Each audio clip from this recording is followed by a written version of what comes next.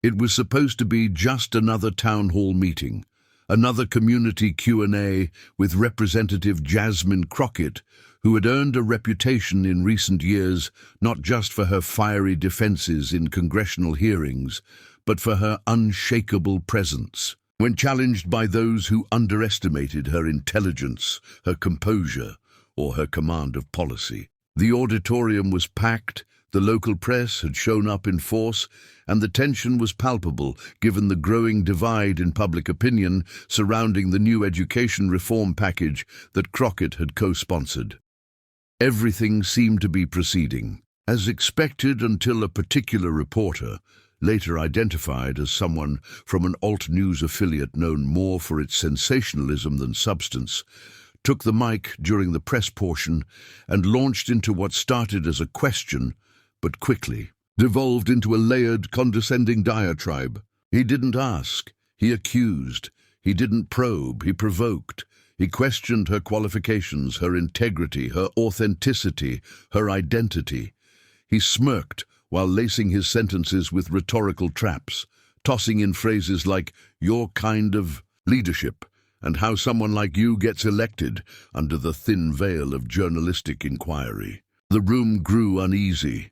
Several audience members shifted uncomfortably in their seats. Staffers began exchanging looks.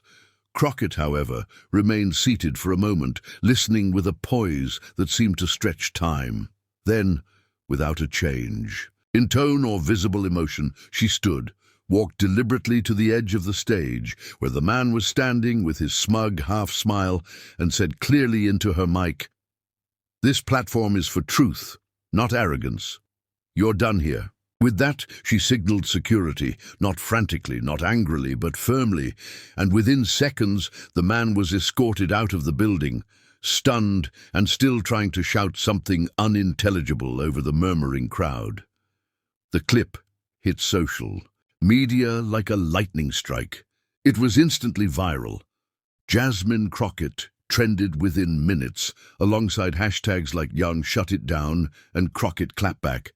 Commentators across platforms weighed in with their takes, some hailing it as a necessary boundary being drawn against a rising tide of disrespect masked as journalism, others spinning it as an authoritarian overreach.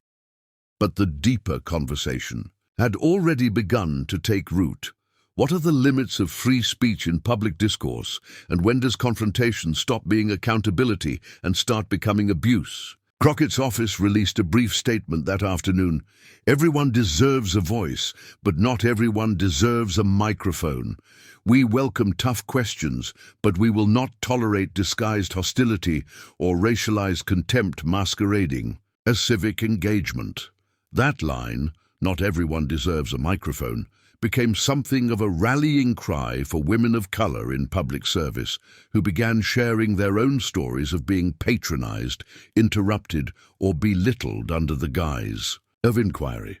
Over the following week, multiple news outlets ran op-eds both defending and denouncing the incident. Civil liberties groups debated whether Crockett's reaction had crossed a line, while social justice advocates applauded her for finally drawing one.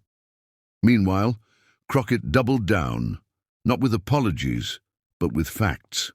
She appeared on late night talk shows and news programs with a calm that unnerved her critics, citing data, past behavior by the same reporter, and patterns of performative aggression often leveled at black women in leadership. "There's a difference between being asked tough questions and being baited," she told one anchor, "and if we can't tell the difference, we're going to lose good people from public life."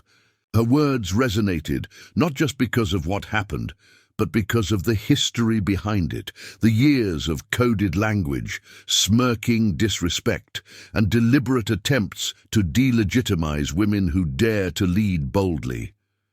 Her approval ratings, surprisingly, didn't dip. In fact, among young voters and progressive circles, they climbed. Students made posters with her quote.